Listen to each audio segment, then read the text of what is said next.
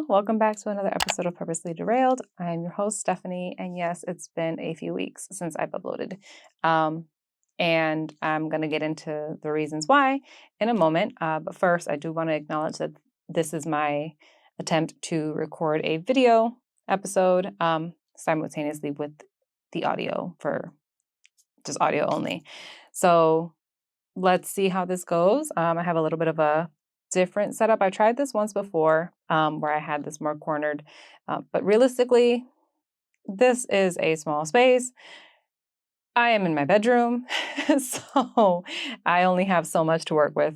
I wouldn't be able to do this and have like a guest here. So, but anyway, I want to first acknowledge like what's gone on, where I've been, and why there was some delays in recording. So first thing, on Father's Day, which was June 15th, I woke up and I couldn't walk. So that was fun. And so with that, I definitely went through a lot of emotions up and down around the limitation when you can't use your legs. And it was impacting a lot of different elements of my life, obviously. So, with work and just general day-to-day things. I'm better. I don't have answers. I do have fibromyalgia, so that's something that I am medically diagnosed with, because final say is God's, but medically diagnosed with fibromyalgia and endometriosis. And the general consensus so far seems to be that it was a fibro flare, but I've never experienced one like that before where my legs were impacted. I have experienced it with my arm early on when I first was diagnosed, but not so much. Never in my legs like that. And the same pain on both legs at the same time. It was weird. And I was struggling to walk for a few weeks. I want to say that today is day 5 where I'm not limping. Still have a little bit of a sass to my walk, not because I want to, but because I need to. But I'm actually going to be getting an MRI today on one of my legs. So hopefully, process of elimination. I mean, if it is a fibro flare up, then at least I'll know that it's that versus there's actually something else going on. So all that to say, as a result, it definitely took a toll. And that's what I want to talk about. I want to be very transparent about how I show up on this podcast and just how much I'm willing to share or not share. I went back and forth with the idea of talking about this in real time, ultimately deciding maybe not, just because it felt too vulnerable, because it was a brand new thing for whatever was happening for me. It's not something, I think now, should it happen again, I'm more familiar and I would understand, and I probably don't think I would be as sensitive to talk about it. But because it was something brand new, I didn't know what was going on. So I definitely was not in the best headspace. I felt trapped. Honestly, I think that's like the best way that I can describe it. I felt really, really trapped. I wasn't able to, I'm somebody that my environment matters. So not being able to be in my routine of chores or work or whatever it is, being forcefully taken out of my routine, I don't respond well to. And that definitely was impacting my day-to-day, my interactions with people. My poor husband. Because he definitely had to pick up on a lot of the stuff that I just couldn't do or couldn't tolerate, or, and it was so tough to, that's the safest person for me, right? So unfortunately, that means that he ends up getting the bulk of my frustrations, and never taking it personally. But I think that it obviously highlights areas in me that still need work, right? Because I shouldn't be lashing out on the one person that is absolutely trying to do everything to make sure I'm okay or supported or, resting. And don't get me wrong, I wasn't like a terrible human being, but just even in the moments that you're out of character, despite how minuscule it may seem, it never really feels that way. So that was hard. And I didn't want to be that vulnerable in real time and then wonder what the response would have been. So I think now, talking about it, looking back, and especially because I'm not currently in the level of pain that I had been, by the grace of God, I'm okay to share like what was happening. Um, and so I ended up entering a a brief, I don't want to say season because no, not necessarily a season, but I took some time to really get into the word and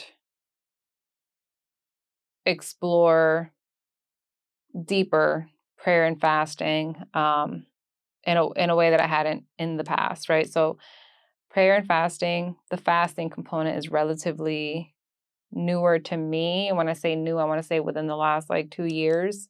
It's something that I've really tried to learn more about and implement in ways that um, I can understand. And so normally when I fast, because it's still new and I'm still learning, I do intermittent fasting. It just is something that feels for me right now where I am, um, feels like what I can do. Well, I shifted that during a period of time that I was like MIA, and I started a water fast, and I'm not currently doing it now, which is why I'm fine sharing about it. Um, More so not sharing in the sense of like, oh, Stephanie tried to do this thing. No, um, because I knew that what I was looking for in this time was bigger than me and bigger than what doctors were going to say or be able to do or be able to offer me, amongst other things. And I got into the book of Esther and really wanted to follow along and also implement like a 3-day water fast. And I did not manage to do the full 3 days in the way that I thought, but I did maintain fasting to a capacity throughout those 3 days as I did intend. But the level of time that I was able to spend with God was the biggest takeaway. And I mean, that's the point, right? Is it's about in those moments of temptation and challenge, you are submitting it no matter how hard it is.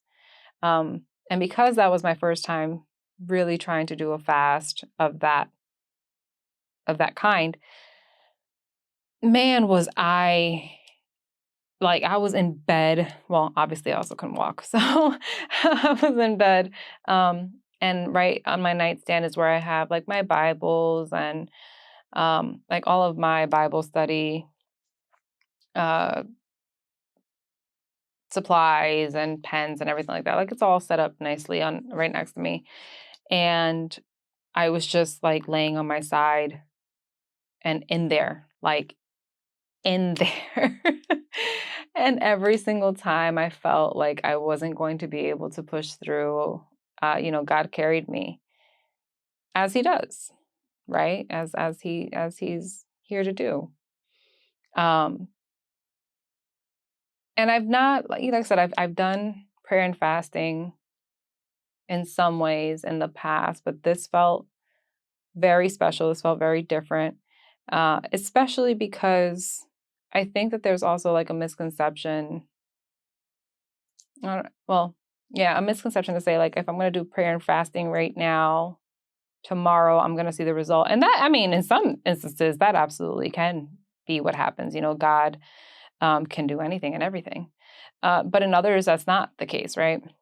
And so it's not like I woke up the next day and everything was back to normal and no, I think it really just did reveal to me my difficulty with resting. I felt trapped because I was left with my own emotions, with my own thoughts, and fully dependent on those around me to do the things that I normally would do, or to do the things that, I prefer to do or enjoy to do, and I couldn't do anything. And so when I say I couldn't do anything, so if I was getting up and like walking around my house for a little bit, I would have to prop my legs back up. Like I'd probably walk from my bedroom to my dining room and then back, and I'd have to put my legs back up because there was so much swelling and water retention and everything like that, and then the pain. It was just bad. And so forcefully had to sit down. I had to rest. And man, I am a big advocate for self-care. I am a big advocate for knowing your boundaries, knowing your limitations, and taking time when you need it. And I thought I'd been doing that. I was wrong. I had not been doing that. I think that I've learned I'm good at dissociating from responsibilities, and I've used that as I'm taking care of myself because I'm not like mentally present for a thing, and that's okay. That's my boundary. Physically, physically laying down and saying, yep, this is what I'm going to do, and giving myself permission to do that, that was where the challenge was. And there are times where it's like, no, I'm tired, I'm going to rest, or, and it feels almost obvious, but there are other times that it doesn't feel obvious. And this felt like one of those times that it wasn't obvious. It wasn't obvious how stressed I was. It wasn't obvious how tired I was, and how much I needed to just sit. And it's interesting because fibromyalgia, at least in my case, and I'm not a doctor, but at least in my case, tends to flare more with stress-related things. Movement and too much of things also will cause pain. I've also had massages in the past that have caused flares. I've had massages that have not caused flares. So it's a spectrum for everybody. But in my case, stress tends to induce my flares up a lot more frequently than physical activity does, which I think is why the legs really impacted me, because it's not like I had done something to cause that level of pain. I was just, from one night to the other, that was it. And so when I think about that, and when I think about, okay, I took X amount of time to really just rest. I've taken it easy. I've kind of kept to myself. I've, done what I had to do with work and all these things. Obviously that reduces stress. And as a result, I've not had as much pain as I was having. And that's also kind of a pain to think about, because it's like, you almost want there to be something else going on that has a solution. Like, there is like a stretch or something, and if you do this X amount of times, or if there's a surgery, whatever, you just want there to be a quick fix. And this doesn't feel like a quick fix. This feels like, all right, I think it was like it may have been like 2018 or 2019. I think it was 2018 that I was first diagnosed with fibromyalgia. And I just went as far as getting the official diagnoses from a rheumatologist and left it at that, because it was stress, and then the world shut down. So it had to be like early 2019. Then the world shut down with COVID. So it was a back burner thing. I managed to get into therapy, work on some stuff, and then the flare-ups weren't what they were before, so I was chilling.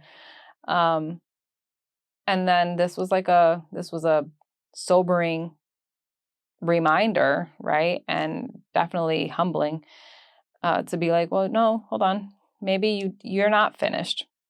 You're not finished.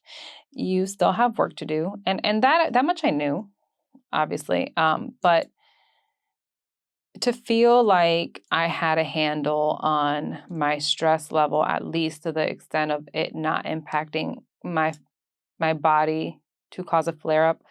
I thought I had more control over that than I guess I did.